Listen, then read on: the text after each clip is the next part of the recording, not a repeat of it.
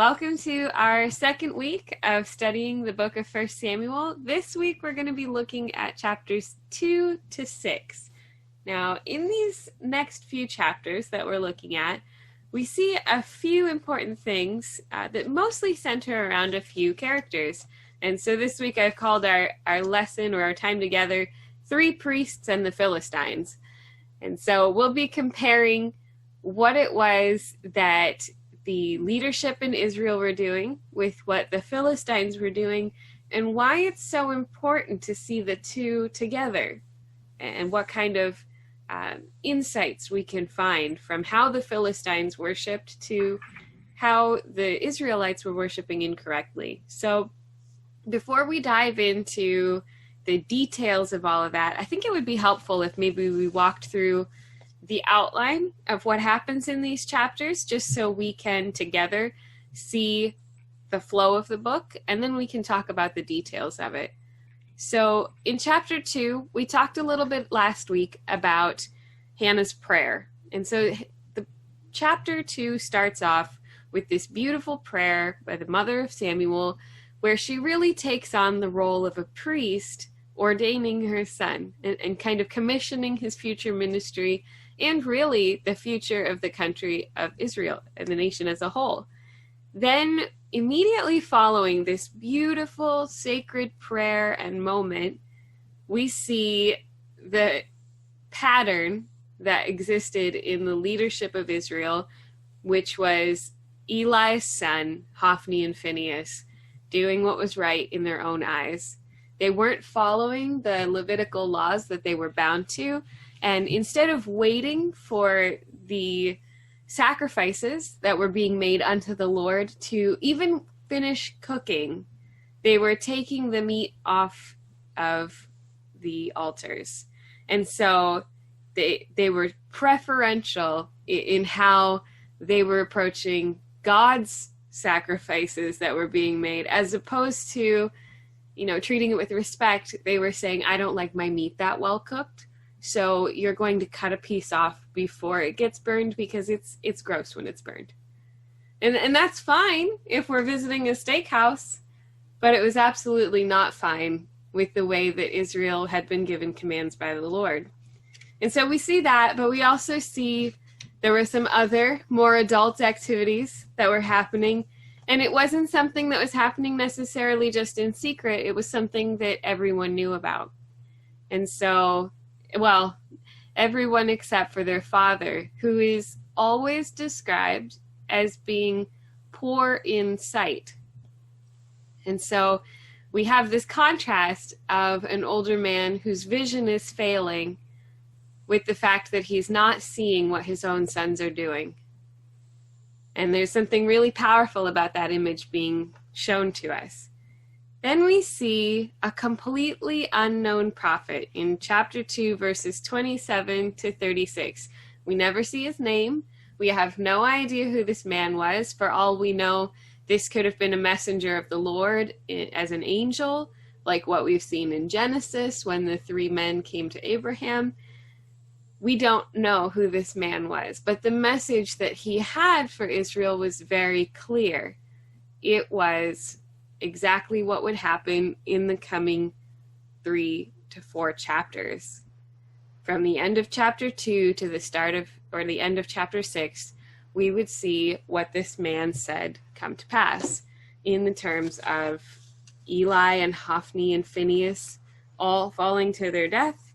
We see that their descendants would not be the high priests anymore. And so that was a major loss for their family. And it's understandable that Eli wouldn't necessarily take that prophecy with the most accepting heart, but yet there's almost a sense that when Eli is hearing these words against him, he knows that there's truth in what's being said.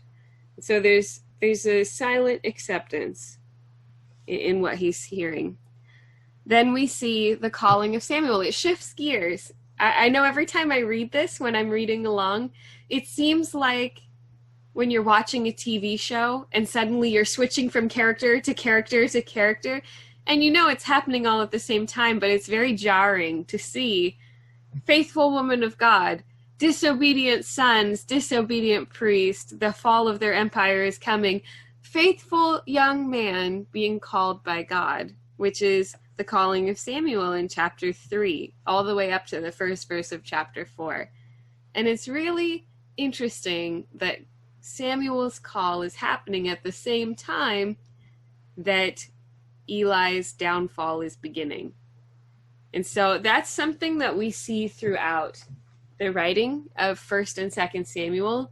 There's always an overlap for when someone is in decline and someone's new journey of faith is beginning. And so there's that constant overlap that we see. We see it with King Saul. We'll see it with the rise of David.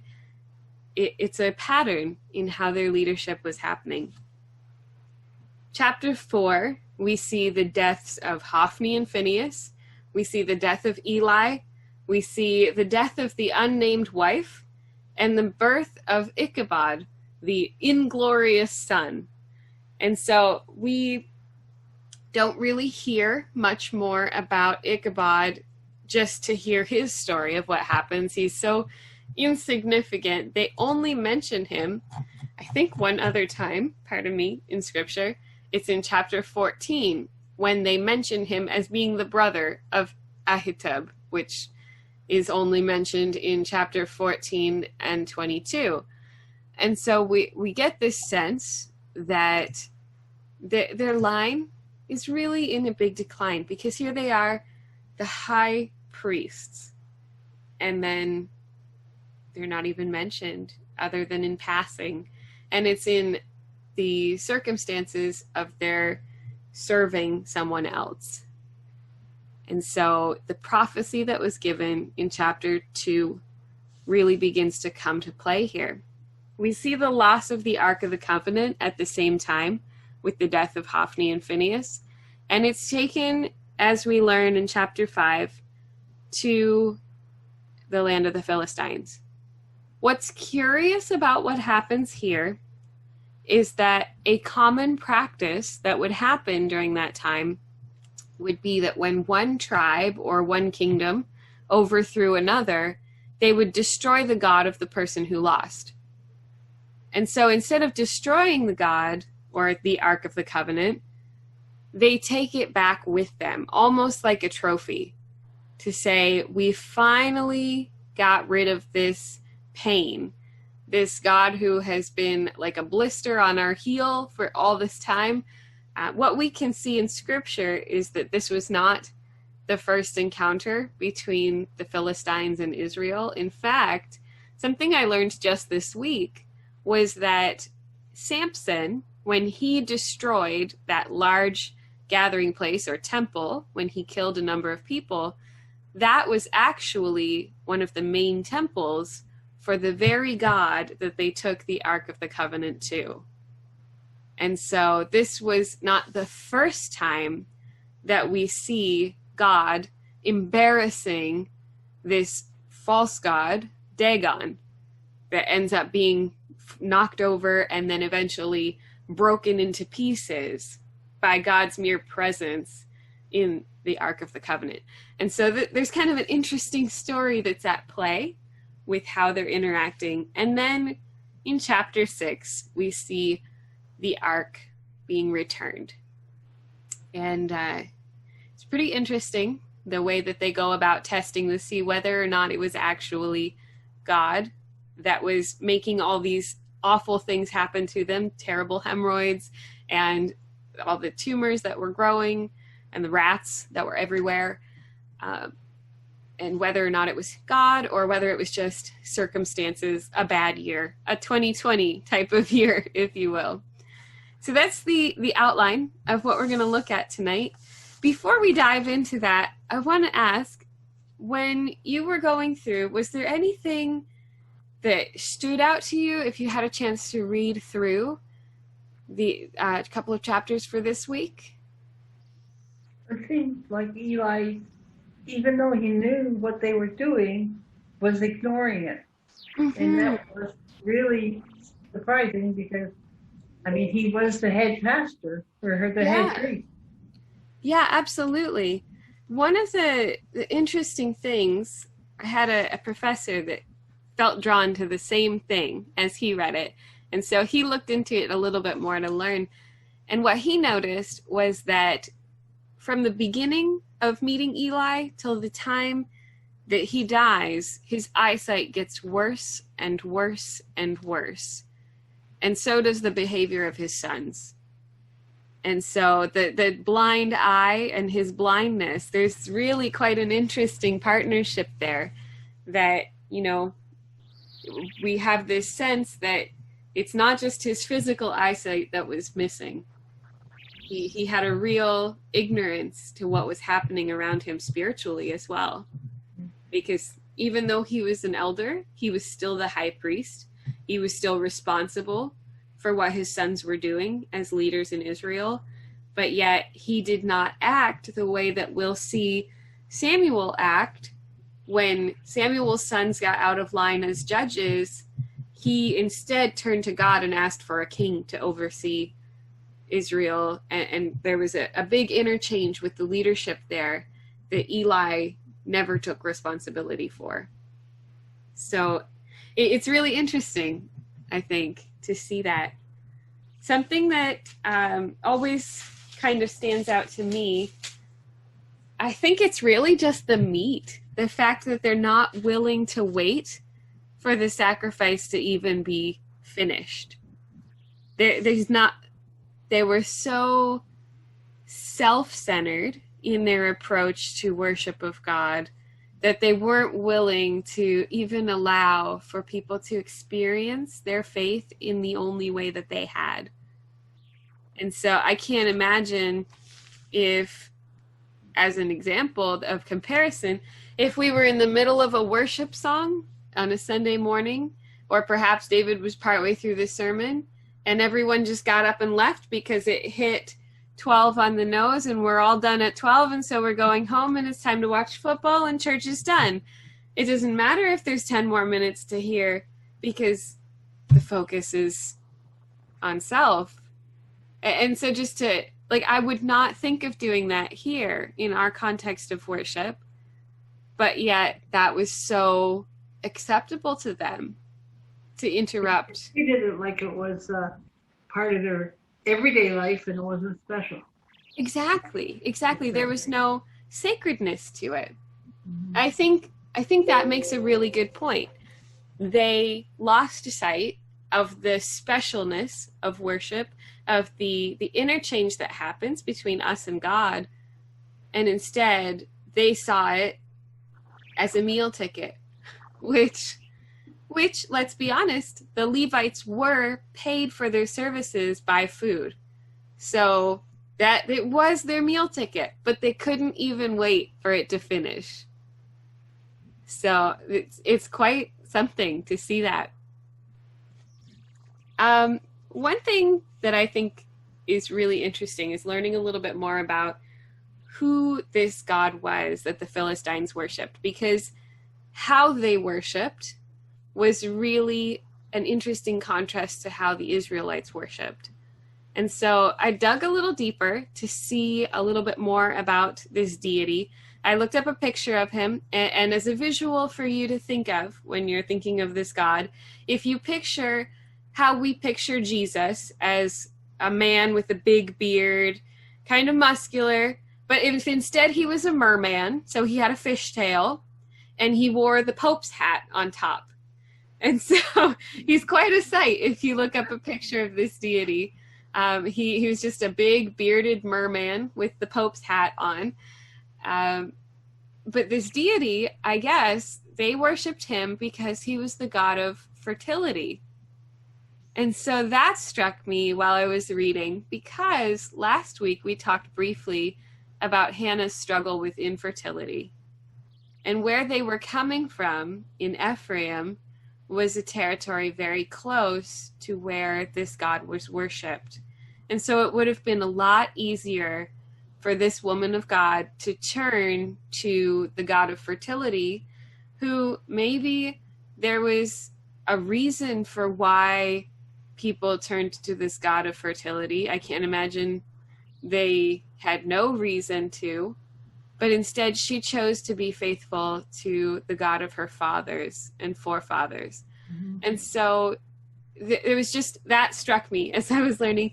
The other thing I learned that was really interesting was, as I started to mention about Samson, there were other temples where they worshipped this god, Dagon. There was one in Asher that the tribe of Asher had been given their land originally. And had they been faithful to what they were told to do originally, they would never have had the problem that arose in 1 Samuel.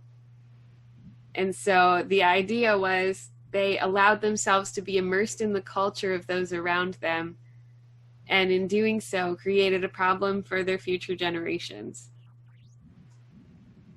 The second temple we see in Gaza, that's the one that Samson destroyed when he was blinded and tore down the temple. In doing that, he actually broke a huge part of their priestly circle.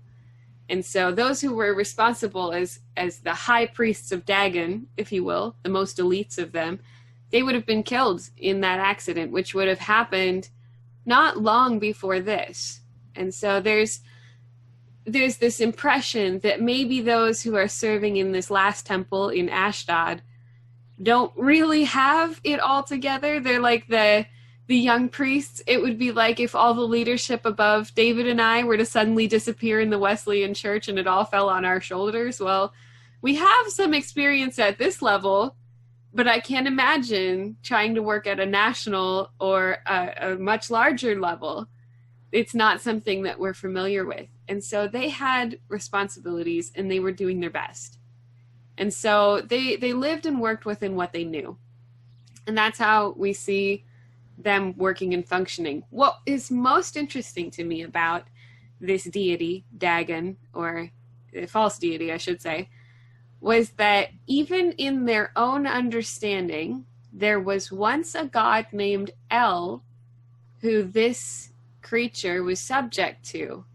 And what we know from history is that that is the term that was always used to describe God our Father in the Old Testament. El, or Elohim, was used about the Jewish God, which now they're trying to destroy because somehow along the line they forgot about the God who was above theirs.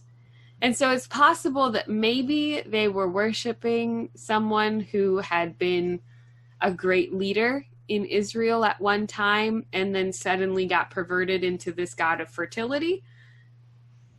It's hard to tell. Maybe at the fall of Babel, when everyone's language was confused, the story that went with it got confused also. And so they lost sight of who God, their father, was, and instead worshipped what they knew, which was Dagon.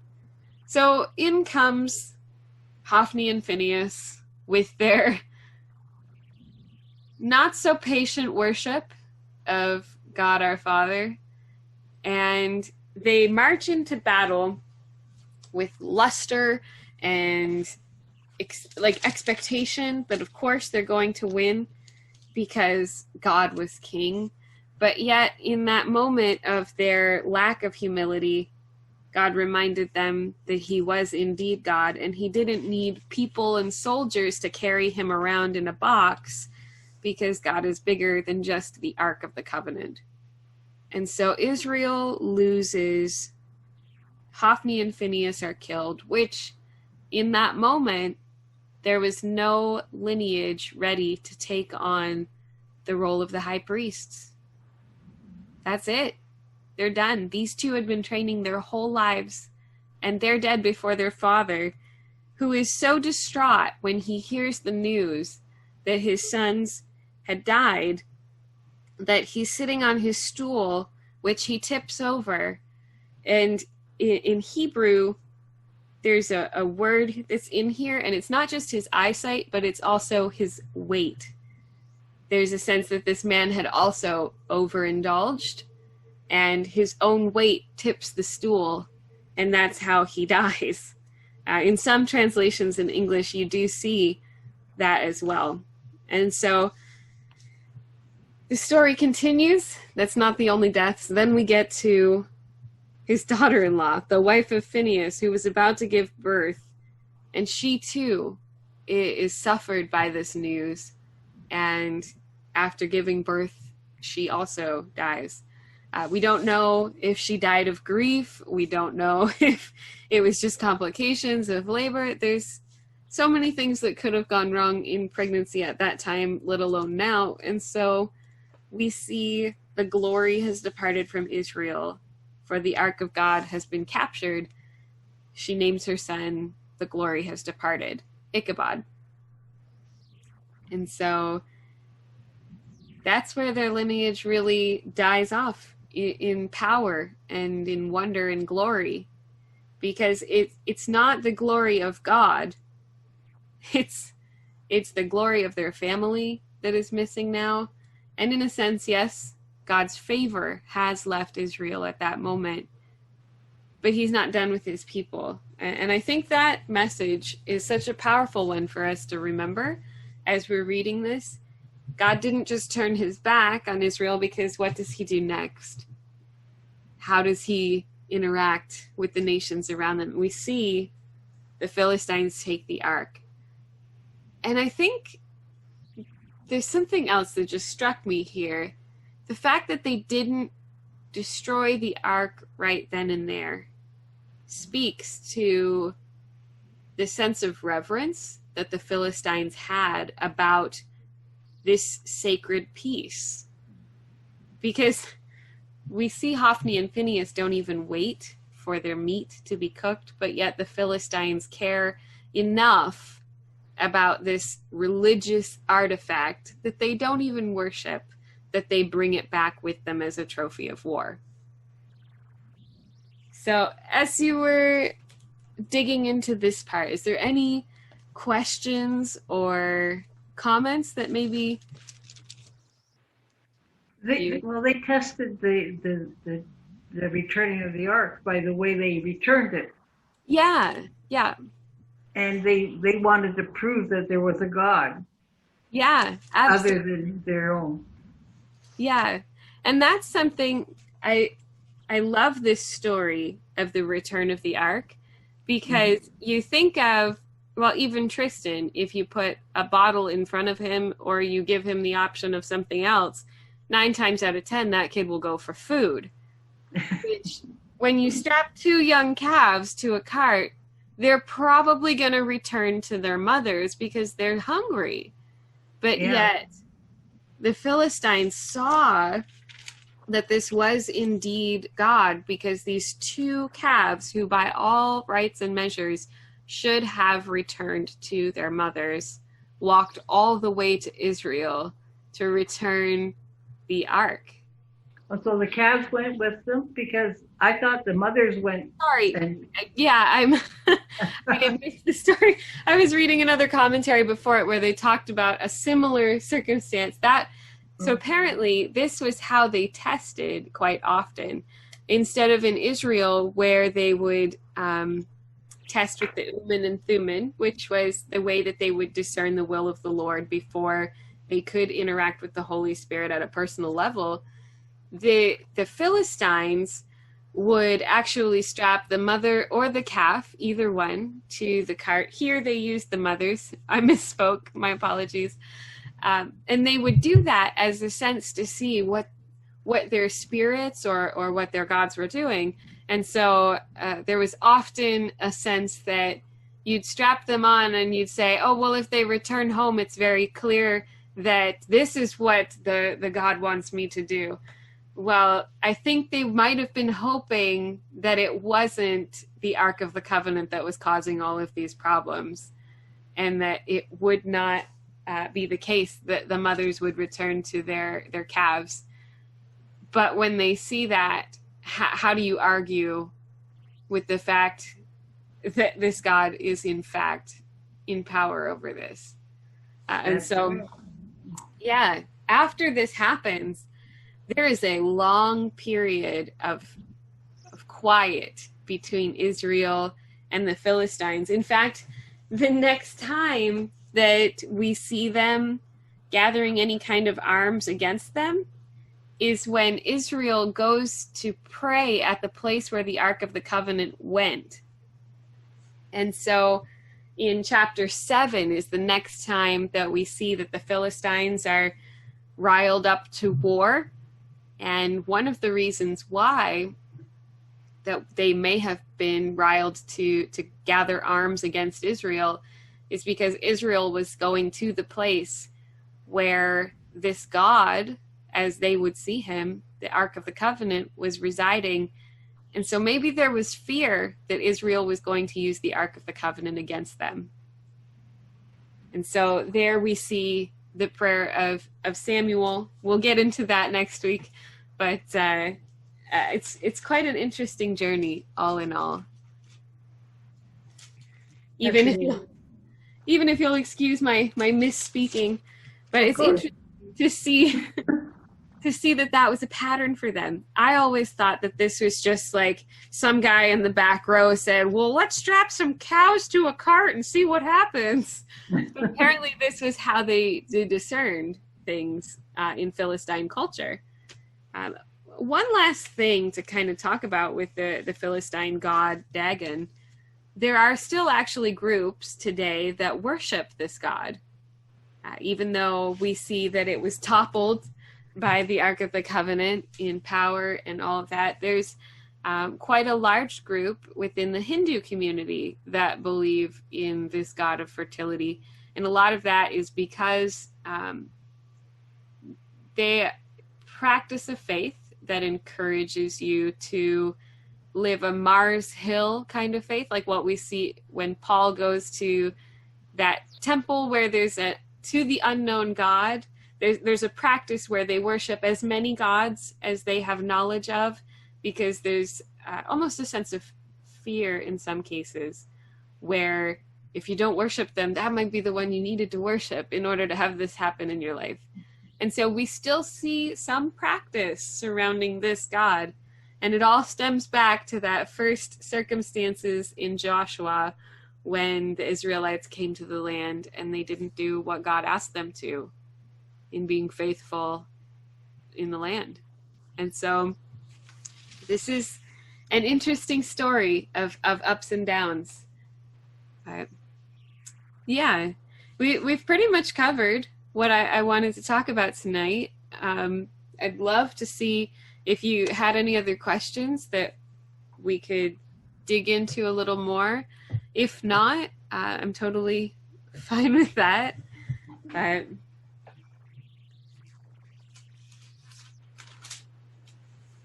Maybe actually we could talk a little bit more about Samuel's calling, because we did kind of skip right over that, if that's okay.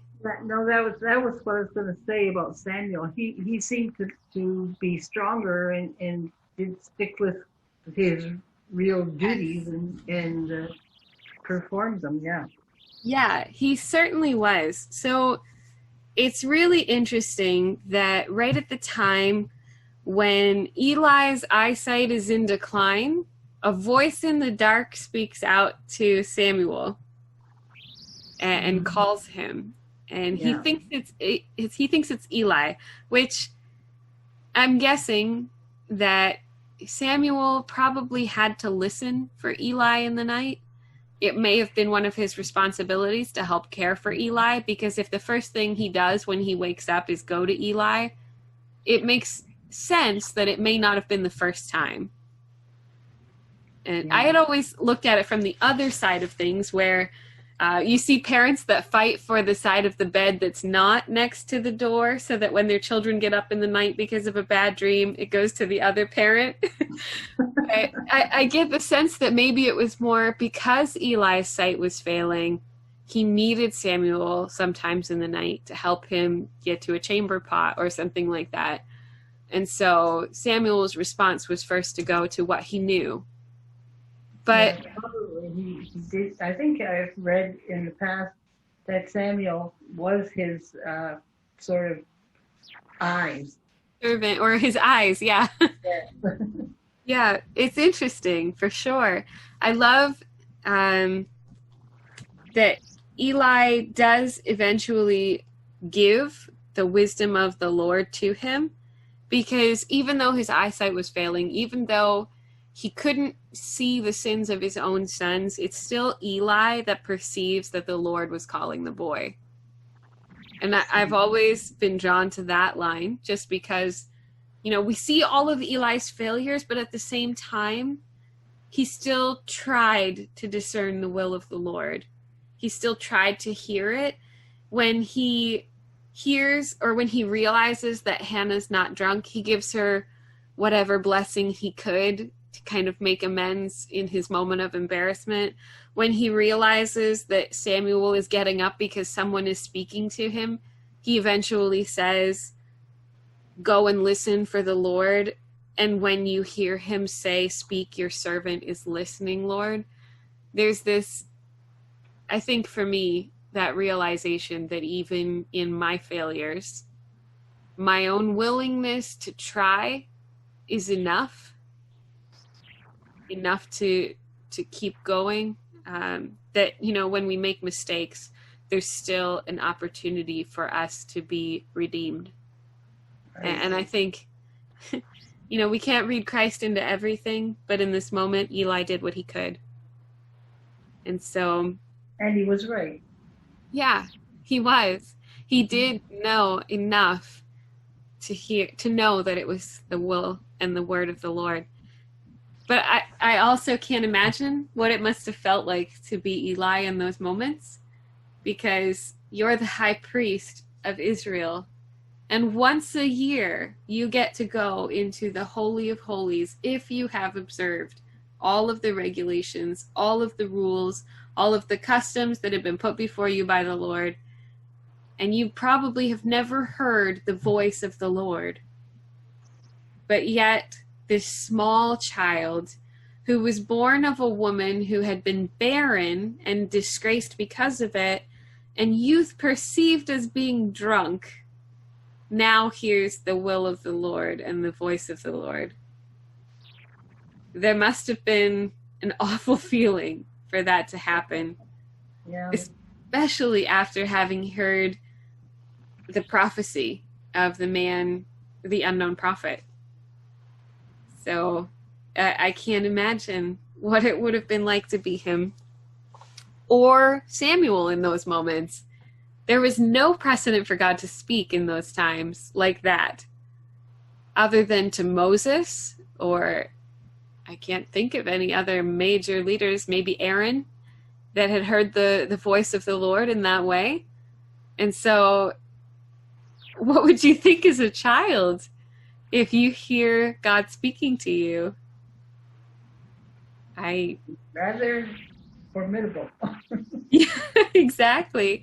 This would be the same God that you had heard all these amazing stories of, who had brought the Israelites out of Egypt and told Moses to strike the rock, and there was water and there was manna from heaven and all these incredible signs and wonders. And now he's talking to you as a child.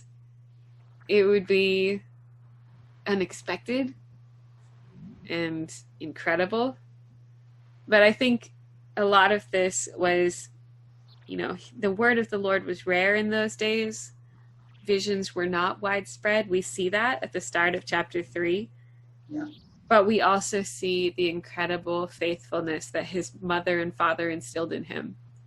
Even though they only had Samuel for a short time, kids learn. They absolutely learn what they see. And so... rather quicker to pick it up than adults sometimes.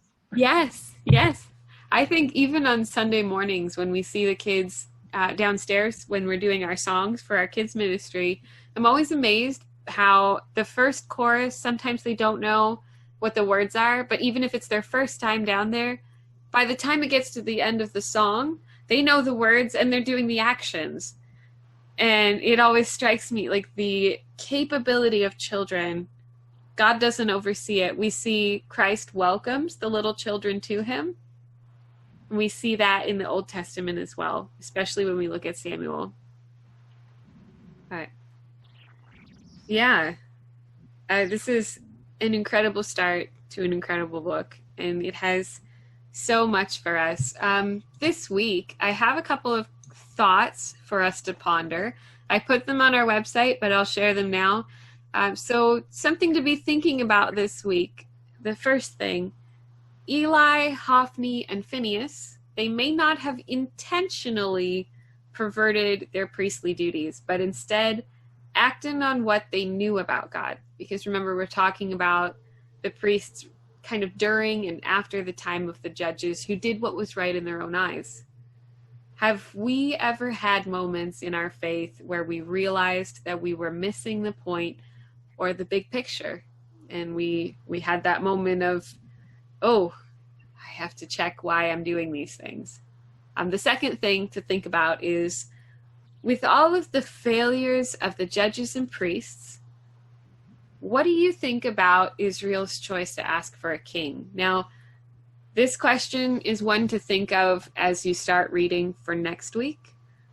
Really just consider, would you have done any differently?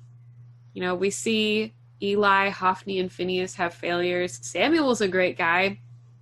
But then we see his kids not super involved or invested in what they're doing. And thankfully, Samuel did not make them priests.